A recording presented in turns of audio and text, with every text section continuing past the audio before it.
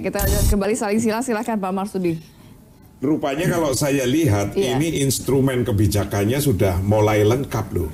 Dari mulai satu Undang-Undang nomor 23 2011 sudah ada.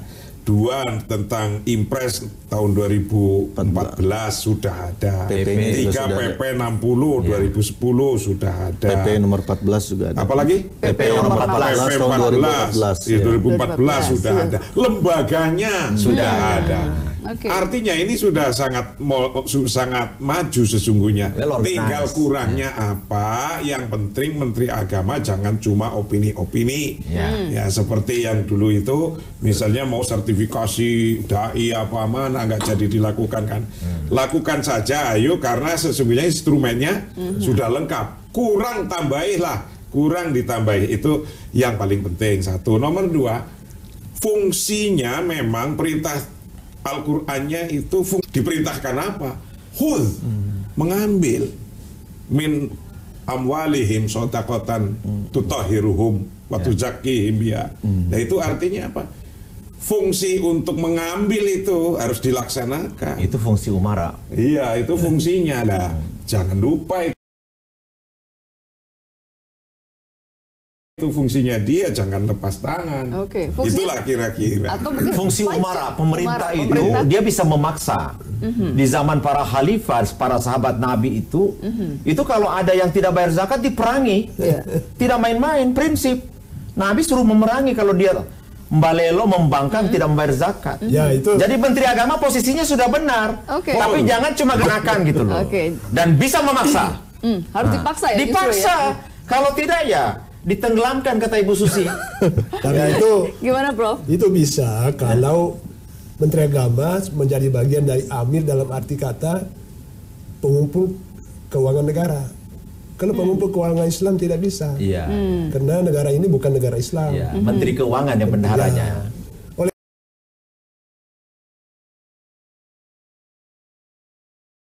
Karena itu, makanya saya usulkan tadi, bagaimana kalau kita merancang suatu perundang dipungut oleh negara, dipaksa oleh negara, tapi ketika bayar zakat tidak lagi bayar pajak. Karena zakatnya sudah menjadi bagian dari pajaknya. Pendapatan negara. Sebaliknya, mereka yang bayar zakat jangan dipaksa bayar bayar pajak, jangan dipaksa bayar zakat. Tugas Bapak di Komisi 8 bagaimana menyuarakan ini dari fraksi PDI Perjuangan. Tapi ini kan nanti akan menjadi masalah besar karena negara ini negara Pancasila, tidak boleh negara menjadi bagian pelaksana syariat. Dia hanya memberi fasilitas. Karena itu Menteri Agama sekarang bukan untuk memaksa pegawai membayar zakat, hanya memberi fasilitas.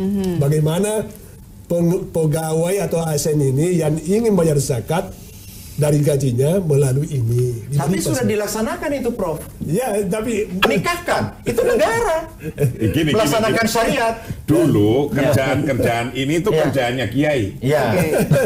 Diambil alih oleh kepala KUA sebagai pemulung. Sekarang kerjaan-kerjaan kiai ini sudah diambil oleh negara. Tinggal satu yang belum. Apa itu? Ngurusi mayit.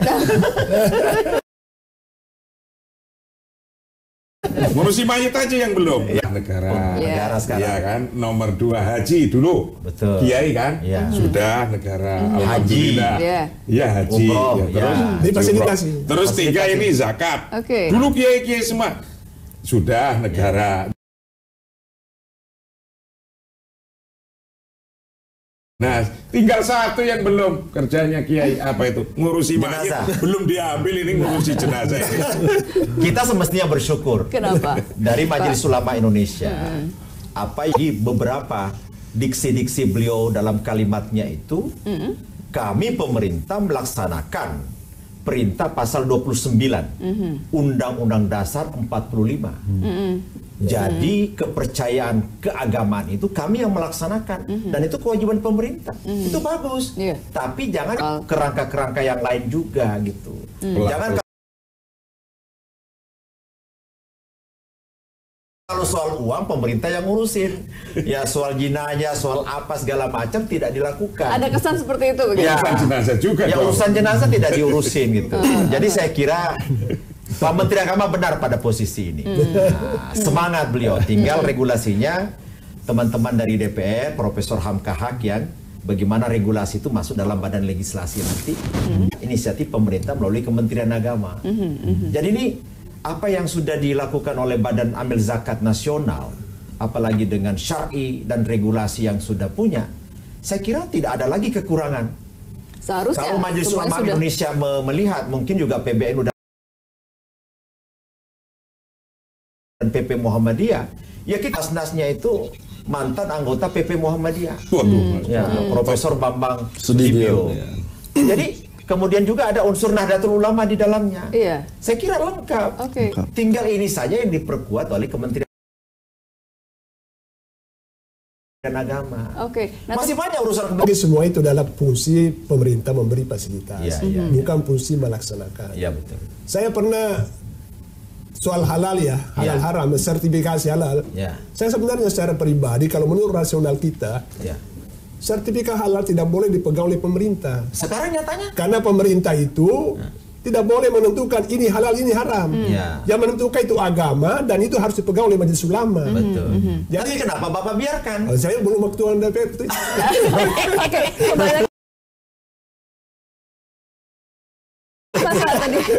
Undang-undang nomor belum masuk ke situ. Andai kan Profesor Hamka sudah ada itu bisa rejeksi itu ya. Ini kembali lagi masalah tadi kalau dikatakan pemerintah ini sebagai amil zakat, kemudian penggunaan zakatnya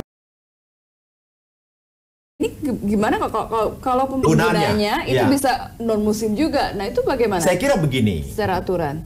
Kalau tadi beliau mengatakan, Profesor Hamka mengatakan ini bukan negara Islam. Tentunya tidak dikelola secara syar'i. Tetapi zakat yang dikumpulkan itu memang diperuntukkan kepada umat Islam. Kalau dibuatkan jembatan, jalan tol, maka yang lebih banyak menggunakan adalah kaum muslimin. Kalau tuh ada saudara-saudara kita juga menggunakan, tidak apa-apa, itu bagian daripada hadiah dari kaum muslimin. Ya, orang Islam itu baik kan? Ya tidak.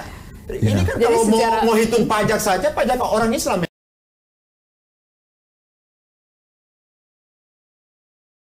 yang banyak di negeri ini. Kecuali jika Basnas yang memegang dana itu diberi profit dari penggunaan dana itu boleh sebenarnya. Nah, itulah saya katakan tadi, kalau diberi bangunan saja tanpa profit untuk Basnas, itu berarti umat Islam membiayai negara. Padahal sebenarnya tidak boleh seperti itu. Umat Islam dianggap pendapatan negara dan wajib untuk umat Islam dipungut, berlaku tadi ayat itu khus min amwalihim sadaqatan. Dan seluruh kepentingan umat Islam dibiayai oleh dari zakat ini. Dari zakat yang sudah dikeluarkan. Ya, memang kalau melihat undang-undang ada 7 asas pengelolaan zakat, dan asas yang pertama itu adalah asas syariat Islam. Artinya semua bisnis proses pengelolaan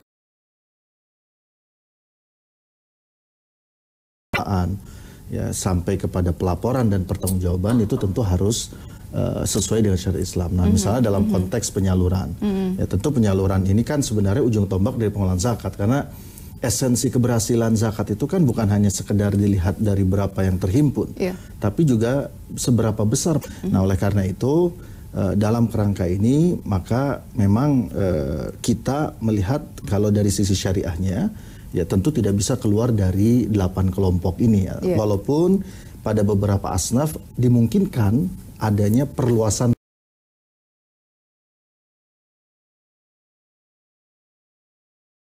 makna. Ya, misalnya asnaf fisabilillah kalau dulu dia kebaikan-kebaikan kepada beasiswa di bidang pendidikan. Sekolah kan fisabilillah itu. Betul. Keluar jadi, negeri, dalam negeri ya. Jadi artinya maksud saya adalah bahwa memang asas syariat Islam ini menjadi pokok atau pondasi dari pengelolaan zakat itu. Nah, kita terjemahkan selain kepada 8 kelompok, kita juga memetakan kepada klaster-klaster apa yang kira-kira dibutuhkan paling utama oleh masyarakat ini. Nah, dalam konteks ini penyaluran kita petakan jadi ke 5 klaster utama.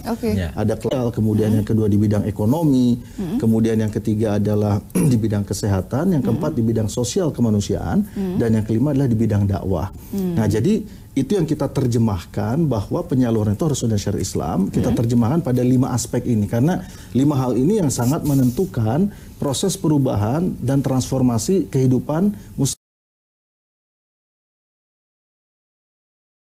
mustahik penerima zakat. Apakah dia menjadi Itu fakta di lapangan. Coba yang digusur siapa? Umat Islam, ya kan? Yang justru busung lapar siapa? Umat Islam, ya kan? Yang merana di ibu kota negara Jakarta ini umat Islam. Jadi saya kira 5 asas tadi itu wajib pemerintah bertanggung jawab mengkanalisasi pengumpulan ini sehingga terarah. Tetapi bagi kami dari Majelis Ulama Indonesia, kuatkan Basnas sebagai badan pengumpul zakat dengan ornamen-ornamen dari ormas Islam. Ada Lazismo, dari Persis, dari Matlul Anwar, ada 65 ormas Islam dalam bingkai Majelis Ulama Indonesia. Saya kira kalau contoh itu, aja orang ramai ngomong Asmat, Lazisnu udah nyampe sudah sampai duluan. Betul. Muhammadiyah sudah sampai sana. Ya. Sudah Orang bicara tentang Myanmar, Rohingya, Muhammadiyah sudah ada. Nahdlatul Ulama sudah sampai sana. Itu zakat yang dikumpulkan. Tapi Basnas yang belum kemana-mana. Basnas sudah ke Asmat. Waktu presiden kunjungan ke melekat dengan presiden. Tapi tidak terpublikasi di Republika. Jangan lupa di samping Lazismo ya. Lazismo. Baitul Muslimin, Baguna dari PD Perjuangan juga sudah sampai ke sana. Apa namanya? Baguna. Badan Penanggulangan Bencana Alam. Ya, jadi intinya sih kita sudah sampai kirim dokter sekian. Ya wajib. Kirim obat sekian. PD Perjuangan wajib. Sangat berkuasa sekarang. Dan itu data gotong royong bukan dari pemerintah. Ya memang kalau swadaya. Memang kalau dari sisi struktur kelembagaan, salah satu fungsi Basnas itu adalah mengkoordinasikan. Jadi Undang-Undang 23 2011 itu mengamanahkan fungsi koordinator. Nah, sehingga termasuk tadi mengkoordinasikan las-las yang ada. Dan sebenarnya kepentingan kita Tapi adalah merasa dikecilkan nggak sih dengan wacana potong gaji ini? Merasa akan dikecilkan kalau fungsi kita, atau peran dari Basnas sendiri? Saya kira kita melihatnya dari sisi yang positif. Justru mudah-mudahan Menteri Agama dalam hatinya Basnas yang dioptimalkan perannya gitu. Ya, mudah-mudahan insya Allah. Jangan justru karena di Kementerian Agama ada Direktorat Zakat sendiri. Jangan sampai itu yang diperkuat.